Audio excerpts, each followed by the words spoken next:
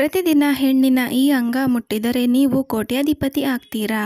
ಹೌದು, ನಮ್ಮ ಭಾರತ ದೇಶದಲ್ಲಿ ಹೆಣ್ಣನ್ನು ದೇವರಿಗೆ ಹೋಲಿಸುತ್ತಾರೆ. ಹೆಣ್ಣನ್ನು ಸದಾ ಪೂಜೆ ಮಾಡುವವರು ಇದ್ದಾರೆ. ಹೆಣ್ಣನ್ನು ಲಕ್ಷ್ಮಿಗೂ ಹೋಲಿಸುತ್ತಾರೆ.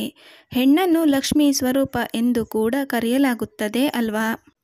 ಹೀಗಿರುವಾಗ ಚಾಣಕ್ಯನ ನೀತಿ ಪ್ರಕಾರ ಹೆಣ್ಣಿನ ಬಗ್ಗೆ ಗೊತ್ತಿಲ್ಲದ ಕೆಲವು ಇಂಟ್ರೆಸ್ಟಿಂಗ್ ಸಂಗತಿಗಳನ್ನು ಮತ್ತು ಜೀವನದಲ್ಲಿ ಯಶಸ್ವಿ ಆಗಲು ಪುರುಷರು ಹೆಣ್ಣಿನ ಬಗ್ಗೆ ಮತ್ತು ಅವರ ಜೊತೆ ಹೇಗಿರಬೇಕು ಹೇಗಿರಬಾರದು ಎಂದು ತಿಳಿಸುವ ಪ್ರಯತ್ನ. ಜೊತೆಗೆ ಹೇಗೆ ಹೆಣ್ಣನ್ನು ಪೂಜಿಸಿದರೆ ಸಮೃದ್ಧಿ ಮನೆ ಆಗಲಿದೆ ಎಂದು ತಿಳಿಸಿದ್ದಾರೆ ಚಾಣಕ್ಯ.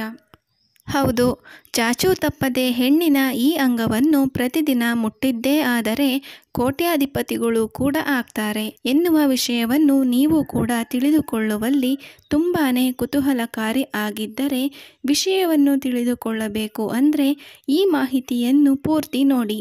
ಹೌದು, ಚಾಣಕ್ಯ ನೀತಿಯಲ್ಲಿ ಚರಣ ಸ್ಪರ್ಶ ನಮಸ್ಕಾರ ಅಂತ ಇದೆ. ಈ ಚರಣ ಸ್ಪರ್ಶ ನಿಮ್ಮ ಮನೆಯಲ್ಲಿ ಇರುವ ಅಮ್ಮ, ಅಕ್ಕ, ಅತ್ತೆ, ಅಜ್ಜಿ, ಮುತ್ತಜ್ಜಿ ಹೀಗೆ ನಿಮಗಿಂತ ದೊಡ್ಡವರು ಯಾರು ಇರುತ್ತಾರೆಯೋ ಅವರನ್ನು ಗೌರವದಿಂದ ಕಾಣಿ.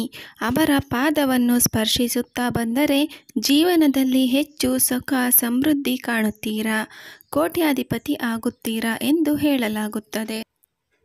ಒಂದು ಮನೆ ಸಮೃದ್ಧಿ ಕಾಣಬೇಕು, ಬೆಳವಣಿಗೆ ಆಗಬೇಕು ಅಂದರೆ ಅಲ್ಲಿಯ ಹೆಣ್ಣು ಮಕ್ಕಳು ಆ ಮನೆಗೆ ಬಂದ ಇನ್ನೊಂದು ಮನೆ ಹೆಣ್ಣು ಮಕ್ಕಳೊಂದಿಷ್ಟು ವಿಚಾರಗಳನ್ನು ಮುಂಚೆಯೇ ಅರಿತಿರಬೇಕು. ಹೌದು, ಆಕೆ ಮಧ್ಯಾಹ್ನದ ಸಮಯದಲ್ಲಿ ಎಲ್ಲ ಕೆಲಸ ಮುಗಿದ ತಕ್ಷಣ ಎಂದಿಗೂ ಮಲಗಲೇಬಾರದು. ಸಾಯಂಕಾಲದ ಹೊತ್ತು ಹೆಣ್ಣು ಮಲಗಬಾರದು. ಸಾಯಂಕಾಲದ ಹೊತ್ತು ಹೆಣ್ಣು ನಿದ್ದೆ ಮಾಡುವಲ್ಲಿ ಹೆಣ್ಣು ಮುಂದಾದರೆ ಆ ಮನೆಗೆ ದರಿದ್ರ ಬರುತ್ತದೆ.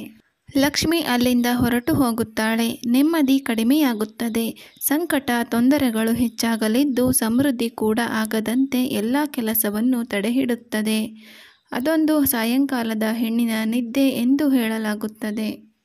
ಬೆಳಗಿನ ಜಾವ ಬೇಗನೆ ಎದ್ದು ಹೆಣ್ಣು ಮಗಳು ಬ್ರಾಹ್ಮಿ ಮುಹೂರ್ತದಲ್ಲಿ ಪೂಜೆ ಮಾಡಿದರೆ ಲಕ್ಷ್ಮಿಗೆ ಇಷ್ಟ ಆಗುತ್ತದಂತೆ. ಹೆಣ್ಣು ಆದವರು ಹೀಗೆಲ್ಲ ಇದ್ದರೆ ಪುರುಷ ಹಾಗೂ ಆ ಮನೆ ಬಂಗಾರ ಆಗುತ್ತದೆ ಎಂದು ತಿಳಿದುಕೊಳ್ಳಿ. ಇನ್ನಷ್ಟು ವಿಷಯಗಳನ್ನು ತಿಳಿಯಲು ಕೂಡಲೇ ಸಾವಿರ ಕನಸು ಚಾನಲ್ಗೆ ಸಬ್ಸ್ಕ್ರೈಬ್ ಆಗಿ. ಧನ್ಯವಾದಗಳು.